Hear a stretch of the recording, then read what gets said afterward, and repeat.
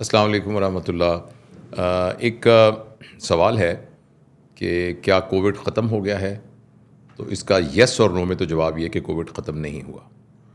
اور برطانیہ میں، آئرلینڈ میں جہاں میں پچھلے دنوں تھا، تو وہاں تو بہت سے ایکٹیو کیسز، میری بیٹی بھی وہاں کام کرتی ہے، وہ ڈاکٹر ہے، تو بہت سے ایکٹیو کیسز کووڈ کے وہاں آئے۔ اور ہمارے معاشرے میں بھی خوف اب کم ہو گیا ہے۔ ایک زمانہ یہ تھا کہ لوگ کووڈ کا نام سن کر بھاگ جاتے تھے اور باہر سے آئے ہوئے خط کو ہاتھ نہیں لگاتے تھے اور ڈرتے تھے، اور پتہ لگتا تھا اگر کسی کو ذرا سی کھانسی ہوئی تو اس سے دور بھاگتے تھے۔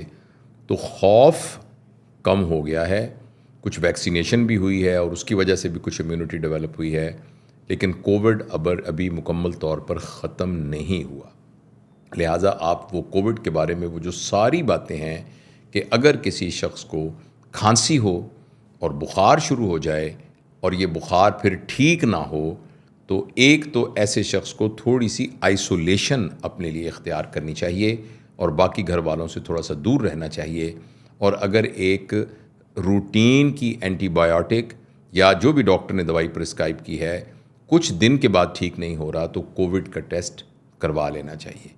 یہ الگ بات ہے کہ ویکسینیشن کے بعد جو کووڈ کی وجہ سے جان لیوا حملہ پھیپھڑوں پہ ہونا تھا، اس کی ریشو کچھ کم ہو گئی ہے، لیکن کووڈ ابھی بھی موجود ہے۔ اور اگر خدا نخواستہ کووڈ کا ٹیسٹ پازیٹیو آئے تو پھر وہ ساری احتیاط کی جائیں، یعنی 14 دن کے لیے آپ بالکل الگ رہیے اور مستند ڈاکٹر سے، پلمونالوجسٹ سے رابطہ کیجئے۔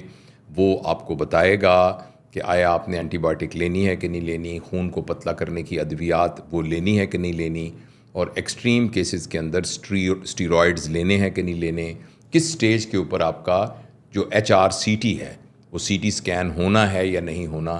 تو پلیز یہ یاد رکھیے کہ ہمارے انوائرمنٹ میں ابھی کووڈ ختم نہیں ہوا اور شاید یہ کبھی بھی ختم نہ ہو، لیکن اس کا انسیڈنس کم ہو گیا ہے، اس کے سیریس ایفیکٹس کم ہو گئے ہیں، مگر یہ ابھی بھی موجود ہے اور اس بات کو ہمیں مد نظر رکھنا چاہیے۔